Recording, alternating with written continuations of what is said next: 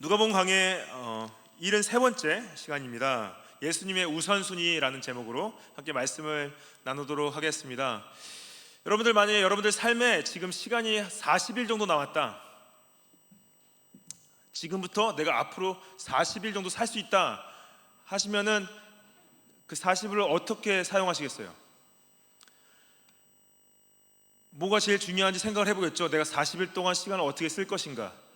그래서 누구를 만날지나, 무엇을 먹을지나, 어디를 갈지나, 어떤 일을 해결할지나, 어떤 준비를 할지나, 그래서 리스트를 잡지 않겠습니까? 리스트를 잡고 중요한 것부터 해나가겠죠. 그래서 40일을 잘 알뜰하게 쓰도록 노력하시겠죠. 그 40일이라는 숫자는 뭡니까? 예수님께서 십자가에서 죽으시고 부활하신 이후에 승천하시기 전까지 40일 동안 이 땅에 계셨습니다. 그 예수님께서 40일 동안 어떻게 그 시간을 쓰셨는지 봤을 때 예수님의 우선순위를 알 수 있겠죠. 그래서 오늘 말씀은 뭐냐면은 예수님께서 부활하시자마자 40일의 시간을 보내실 때 가장 중요하게 생각하시고 가장 처음 하신 일들이 뭔지를 보여주는 본문입니다. 그걸 보기 원하는데, 저희가 지난주에 말씀에, 지난주는 빌라도와 헤롯 앞에서 예수님께서 재판받는 걸 저희가 함께 말씀을 나누면서 예수님이 죄 없으심에 대해서 제가 말씀드렸죠. 근데 저희가 그 이후에 나오는 본문은 예수님이 십자가에 달려 죽으시는 것과 장사대짐, 이 23장 후반에 나오고, 또한 이 24장 전반에는 예수님께서 부활하신 것 가운데 여인들이 그걸 목격하고 제자들이 가서 확인하는 장면이 나오는데요. 그 본문은 저희가 요번 년에 부활절 때 제가 성금요일날 설교를 이미 했고 부활절날 설교를 이미 했습니다. 그래서 그 본문이 기억이 잘 안 나시면은 유튜브에 들어가시면은 그걸 다시 보실 수 있어요. 들으실 수 있고, 제가 건너뛰어서 예수님께서 부활하신 이후에 오늘 그 본문을 시작을 하고 있습니다. 13절 말씀 보시면은 그날에 그들 중 둘이 예루살렘에서 25리 되는 엠마오라 하는 마을로 가면서 이 모든 된 일을 서로 얘기했다 써 있죠. 여기서 그날이란 건 어떤 날입니까? 그날은 예수님께서 부활하신 날, 그날이에요. 그래서 그 주일날이죠. 주일날 아침에 예수님께서 부활하신 그날에 제자 중 그들 중 둘이란 것은 12사도 중 2명을 말하는 게 아니라 예수님을 따르던 제자들 중 많은 무리가 있었는데 그들 중 2사람이 예루살렘에서 25리 되는 엠마오로 갔다. 그래서 25리는 킬로수로 따지면 12km 정도 됩니다. 그래서 여기서 선샤인에서 시내까지 가는데 한 12km, 13km 정도 걸려요. 시내 어딘가 또 중요하겠지만은 12km까지 이제 걸어가는 거죠. 걸어가는데 걸음이 좀 빠르신 분들은 뭐 3시간 안에도 걸을 수 있고, 좀 느리신 분들은 1시간 정도, 4시간 정도 걸리시겠죠. 3-4시간 거리에 되는 엠마오라는 동네가 있었는데 정확하게 어디 정도인지는 이제 알 수가 없다고 해요. 그냥 예루살렘의 북서쪽으로 보는데 거기를 이제 제자들이 2명이 걸어가고 있는데 모든 된 일을 서로 이야기했다. 모든 된 일은 뭐냐? 결국에는 예수님께서 성전에 입성하신 이후부터 성전에서 가르치시고 토론하시고 공격당하시고 체포당하시고 재판받으시고 십자가에서 죽으신 그 얘기를 이제 서로 둘이 하고 있는 거죠. 그 얘기를 하는 가운데 예수님께서 그들에게 나타나십니다. 15절 말씀 보시면은 그들이 서로 이야기하며 문의할 때 예수께서 가까이 이르러 그들과 동행하셨다 그래요. 그래서 예수님께서 나타나셨죠. 부활하신 예수님께서 이들에게 나타나신 거예요. 근데 16절에 보시면은 그들의 눈이 가리워져서 그인 줄 알아보지 못했다 이렇게 써 있죠.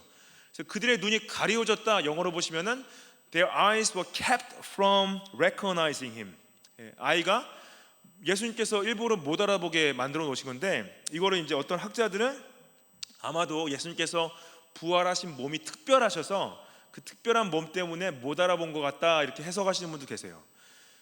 근데 저는 이게 물론 이제 예수님께서 부활하신 몸은 막 공간을 통과하는 일도 있었고, 그 다음에 물론 더 광채가 나고 다른 모습을 가질 수 있었겠지만은 분명히 예수님께서 인식할 수 있는 정도의 뭘 가지고 있었지만은 이들이 못 알아본 거는 예수님께서 못 알아보게 만드셨기 때문에 못 알아본 거라고 이제 볼 수가 있죠. 그 이유를 제가 나중에 좀 더 말씀을 제가 생각하는 이유를 말씀을 드리기 원하는데 17절 말씀 보시면은 예수께서 이르시되 너희가 길 가면서 서로 주고받고 하는 이야기가 무엇이냐 하시니 두 사람이 슬픈 빛을 띠고 머물러 서 있다 그러죠.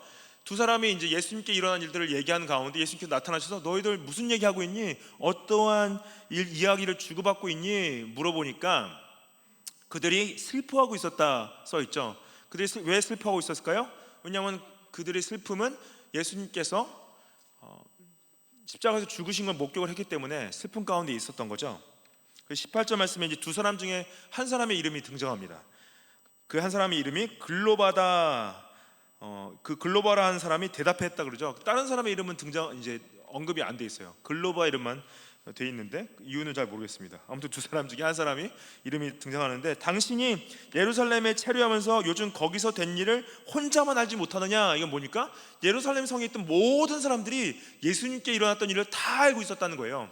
그래서 우리가 지금 예루살렘 성을 나와서 같이 걷고 있는데 어떻게 거기 예루살렘 성에 있으면서 거기서 일어났던 일을 전혀 모른다 할 수 있느냐 그러는 거죠. 그러니까 19절 말씀에 이르시되 무슨 일이냐 물어보세요. 예수님께서 무슨 일이냐 물어보신 것은 정말 몰라서 물어보신 걸까요? 몰라서 본인이 죽은 거기 때문에 모르실 리는 없겠죠. 몰라서 물어보신 것이 아니라 이들에게 어떠한 가르침을 주시기 위해서 물어보시는 거예요. 무슨 일이 있었냐 물어보시는 거죠. 그러니까 글로바가 이렇게 설명합니다. 이르되 나사렛 예수의 일이니 그래요.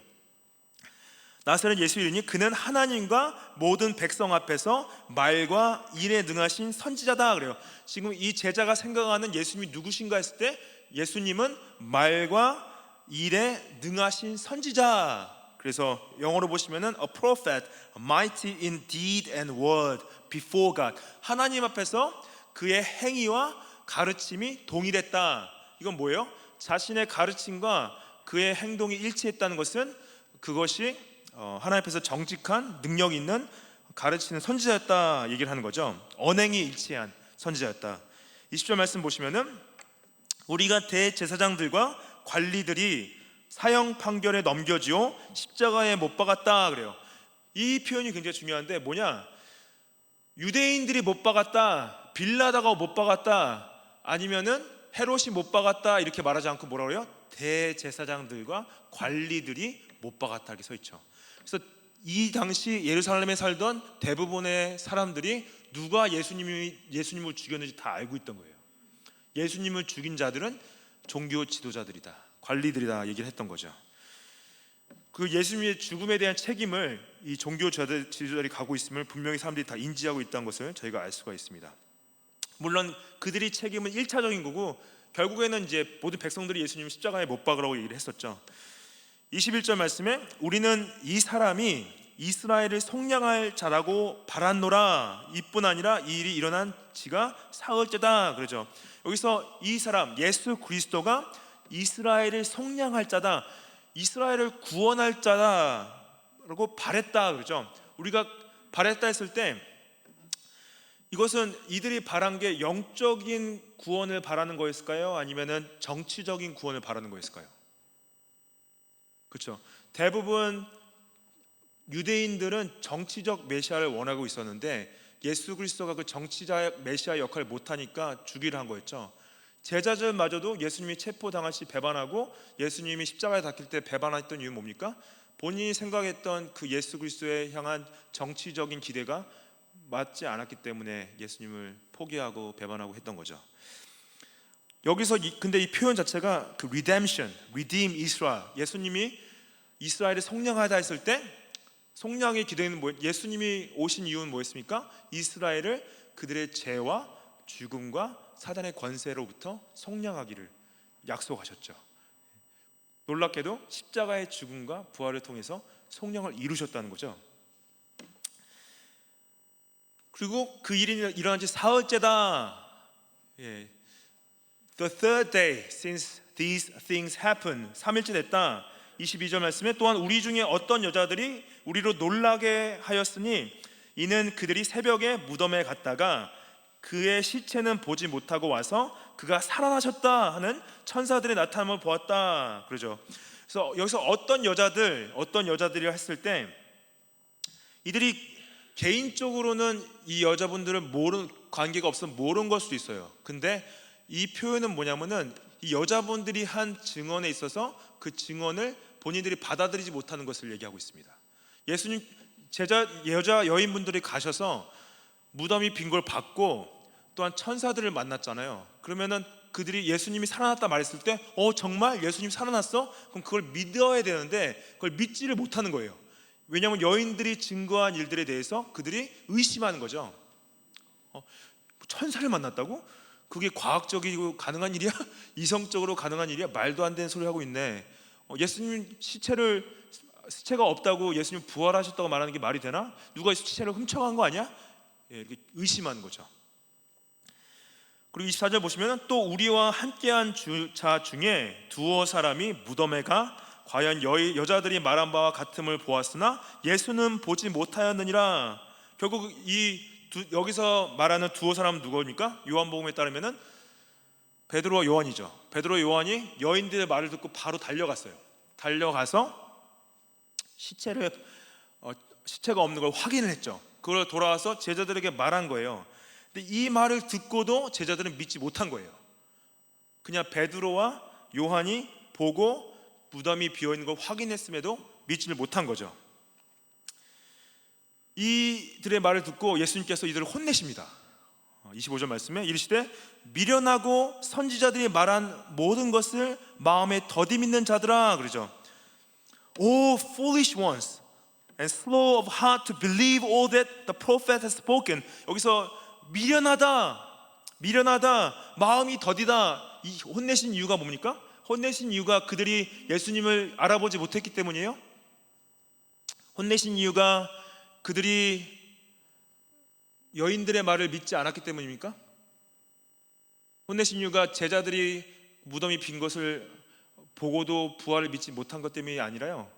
혼내신 이유는 그들이 분명히 구약 성경에 하나님께서 말씀을 통해서 영적 메시아의 죽음과 부활을 약속하신 것을 읽었고 알매도 불구하고 그걸 믿지 않았기 때문에 미련하다 하신 거예요.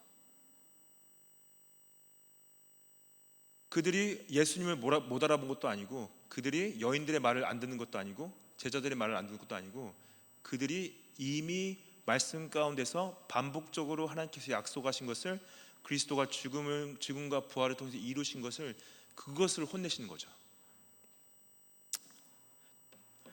그리스도가 이런 고난을 받고 자기의 영광에 들어갈 것을 할 것이 아니냐. 여기서 영광에 들어간다는 건 뭡니까? 이 영광은 그리스도의 부활의 영광이죠. 부활의 영광인데 이 영광은 사단의 권세를 이기시고 죽음과 심판의 그 권세를 이기신 예수 그리스도의 영광. 이제 그 영광에 들어갈 것이 아니나 말씀하시면서 예수님께서 제자들에게 하신 행동이 있습니다. 여기들에게 뭐라고 하냐면은 27절 말씀 보시면은 이에 모세와 모든 선지자의 글로 시작하여 모든 성경에 쓴 바 자기에 관한 것을 자세히 설명하신다 그래요. 저는 이것이 예수님의 우선순위 중에 가장 위에 있다고 믿습니다. It's the top priority. 뭐냐? 말씀이 자기 신의 죽음과 부활을 통해서 성취되어진 것을 설명해 주는 거. 여기서 영어로 보시면은 He interpreted to them in all the scriptures. 말씀이 자신에 관한 것임을 설명해 줬다라는 거예요. 이것이 예수님의 우선순위였어요. 예수님께서 사도행전 1장에 가면은 40일 동안 하나님 나라의 복음에 대해서 가르쳤다고 하세요. 말씀을 가르치시는 것이, 특별히 말씀이 자신을 통해서 성취된 것을 가르치시는 것이 예수님의 우선순위였습니다. 부활하시고 하신 첫 번째 사역이죠. 이것이 교회의 가장 우선순위가 되어야 돼요. 이것이 우리의 삶의 우선순위가 되어야 돼요.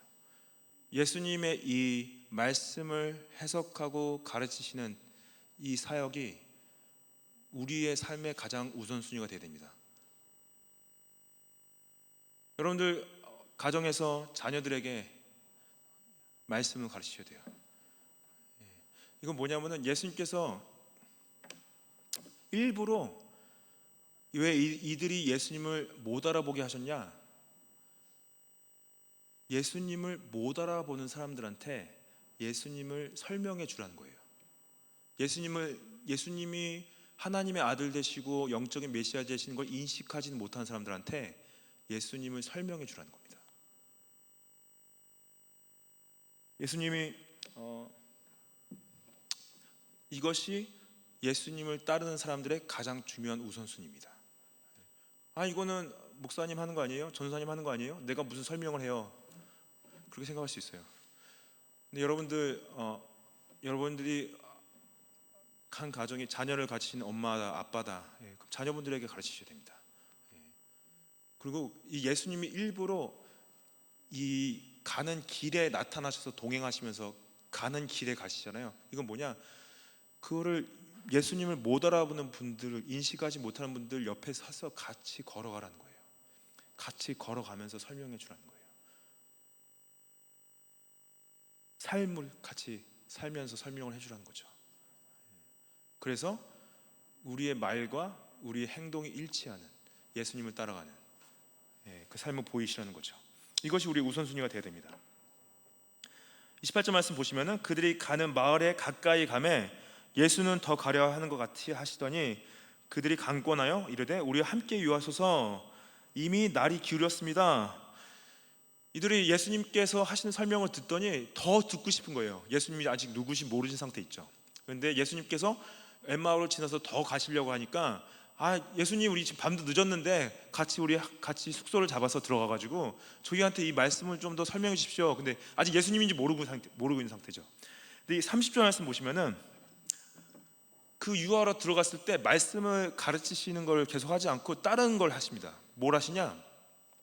함께 음식을 잡수실 때에 떡을 가지사 축사하시고 떼어 그들에게 주셨다 그래요. 근데 이거를 하니까 그들의 눈이 밝아졌다고 해요. Their eyes were opened. 여기 영어 이제 밥을 먹을 때 He took the bread, blessed, broke it, gave it to them. 여러분 혹시 기억나십니까? 예수님께서 빵을 가지시고 축사하시고 그거를 떼어서 주는 행동을 하신 걸 기억하십니까? 언제 그렇게 하셨어요? 성만찬 때 하셨죠. 근데 성만찬 때 누가 있었습니까? 성만찬 때 12사도가 있었어요. 그럼 나머지 제자들은 그 자리에 없던 거예요. 12사도만 있었죠. 근데 그럼 여기 두 제자는 이걸 언제 봤을까요? 오병이어 사건 때 본 거예요. 오병이어 사건 때 그때 똑같은 행동을 하셨어요. 근데 왜 굳이 예수님께서 그 전에 눈을 뜨게 안 하시고 꼭 굳이 이 행동을 하시고 뜨게 하셨을까 우리가 생각을 해봐야 됩니다. 뭐냐면은 이 성만찬의 중요성을 예수님께서 강조하기 원하셨던 거예요.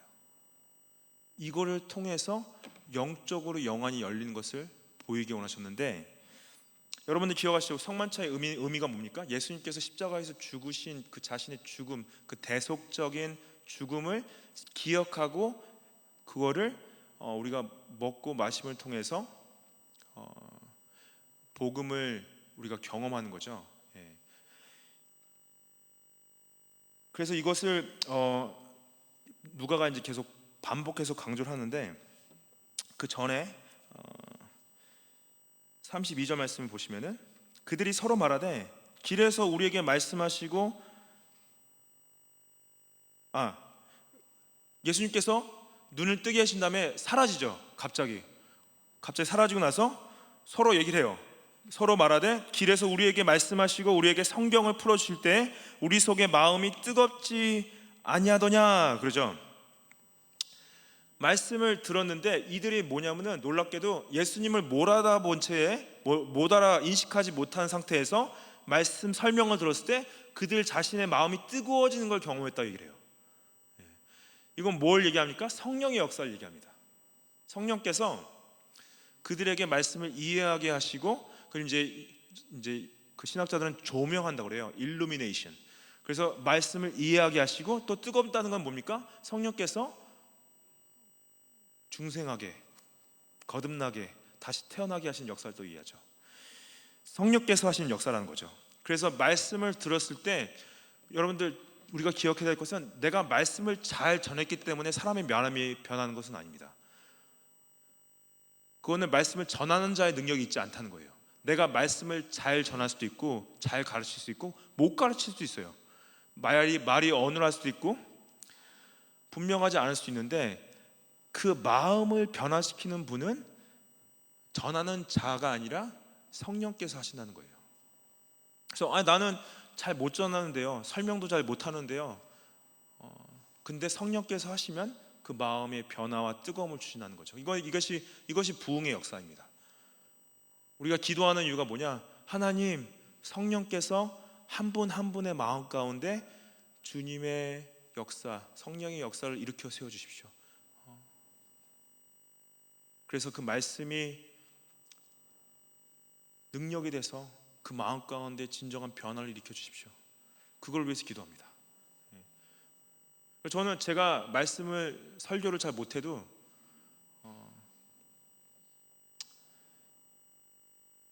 괜찮다고 생각해요. 왜냐하면 제가 하는 게 아니기 때문에 성령께서 하시는 거기 때문에. 그리고 저는 여러분들 마음 가운데 이런 뜨거움이 일어났으면 좋겠습니다. 33절 말씀 보시면은, 그때로 일어나 예루살렘으로 돌아가 보니 11 제자 및 그들과 함께 한 자들이 모여 있어 말하기를, 주께서 과연 살아나시고 시몬에게 보이셨다. 밤이 늦었어요. 이미 숙소를 잡았어요. 근데 이들이 여기에 그냥 있을 수가 없었어요. 왜냐하면 부활하신 예수님을 목격을 했기 때문에 3-4시간이 걸리더라도 다시 예루살렘으로 돌아갔어야 됐어요. 왜냐하면 예루살렘 성에서 혼란에 빠져 있는 제자들에게 자신들이 분명히 예수님을 만났다는 걸 전해야 되기 때문에 아마 제 생각엔 뛰어갔을 것 같아요. 3-4시간 걸리는 거리를 걸어가지 않고 뛰어갔을 것 같아요. 그 늦은 저녁에 돌아갔습니다. 돌아가서 도착해서 헛걱거리면서 말하는 거죠. 우리가 살아나신 예수님 만났다. 과연 시몬에게 보이셨다. 이게 뭡니까? 베드로가 부활하신 예수님을 만났던 거예요. 이거를 복음서는 기록하고 있진 않는데, 고린도전서 15장에 보면은 시몬에게 나타나셨다는 기록을 하고 있습니다. 그래서 복음서들은 시몬 베드로가 예수님을 만난 걸 기록하고 있지만, 이 제자들이 또 확인을 하죠. 시몬 베드로가 자신이 예수를 만났다는 게 사실이었다. 우리도 만났다 하는 거예요. 그러고 나서 이들이 어떻게 설명하는지 자 보십시오. 35절 말씀 보시면은, 2 사람이 길에서 된 일과 예수께서 떡을 떼심으로 자기들에게 알려주신 것을 말했다 그러죠. 길에서 된 일이 뭡니까? 예수님이 자신들에게 말씀을 가르치신 일이었어요. 근데 자신들에게 말씀을 가르치실 때 그 자신의 정체를 밝히신 게 아니라 떡을 떼심으로 자신들에게 알리셨다 이래요. 이게 좀 이상하죠. 왜 굳이 말씀을 가르치실 때 안 하고 떡을 떼셨을 때 하셨을까? How he was known to them in the breaking of the bread 그래요. 이거는 누가가 이걸 기록할 때 이 표현, 떡을 떼심, breaking of the bread, 이게 굉장히 중요한데, 여기서 제가 한 가지만 또 짚고 넘어가고 싶은 부분이 뭐냐면, 2 사람이란 표현이에요. 2 사람. 이 2 사람이란 표현도 그냥 넘어가시면 안 되는 부분이 있는데, 2 사람이라는 것은 성경 전체에 증인을 세울 때 한 사람을 세우지 않고 2 사람을 세웁니다. 한 사람이 말 한 번만 가지고 심판을 하지 않아요. 재판을 하잖아요. 2 사람을 얘기해요. 2 사람이란 표현이 또 언제 나오냐면요, 계시록 11장에 가면은 2 증인, 2 witnesses, 2 증인에 대한 표현이 나오는데, 그 계시록 11장에 나오는 2 증인은 누구를 말하냐면은 교회를 말합니다. 그 교회가 증인인데 무엇의 증인이냐? 예수님의 부활하심에 대한 증인입니다. 그리고 이 떡을 떼는 부분, 이거는 뭐냐?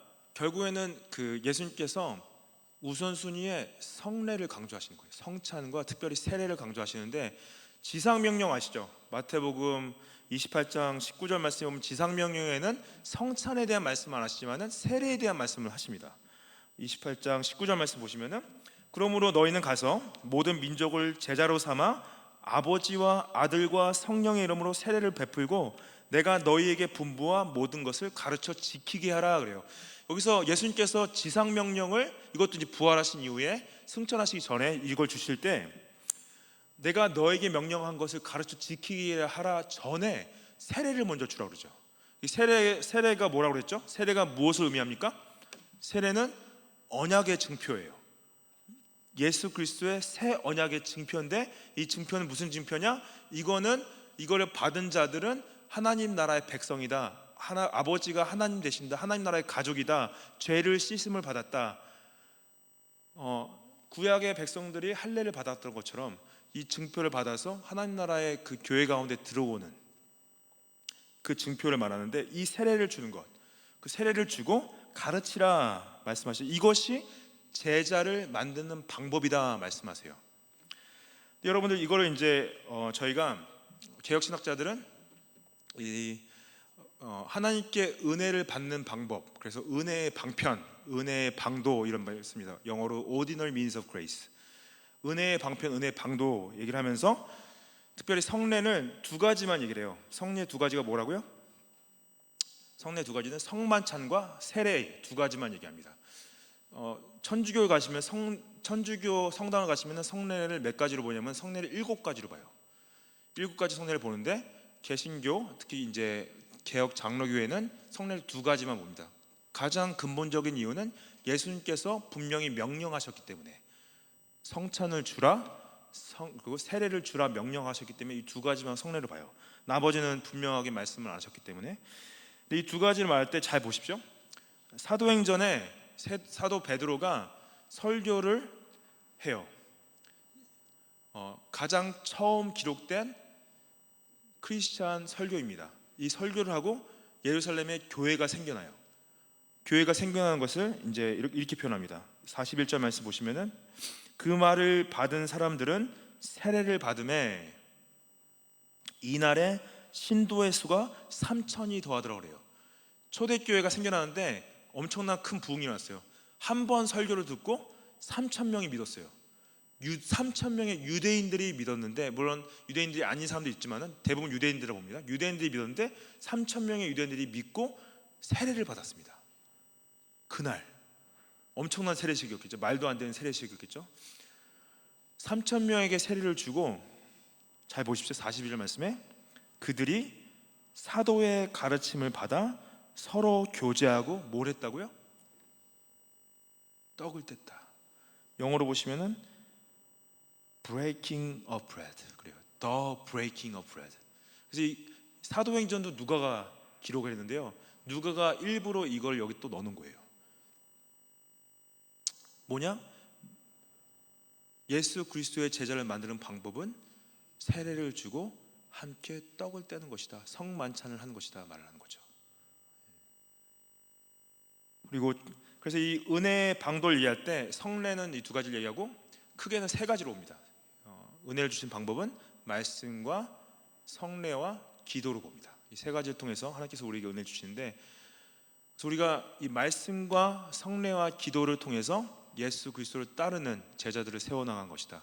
근데 이게 예수님이 부활하시고 40일 동안 계시면서 가르치는 우선순위에 있었다는 거예요.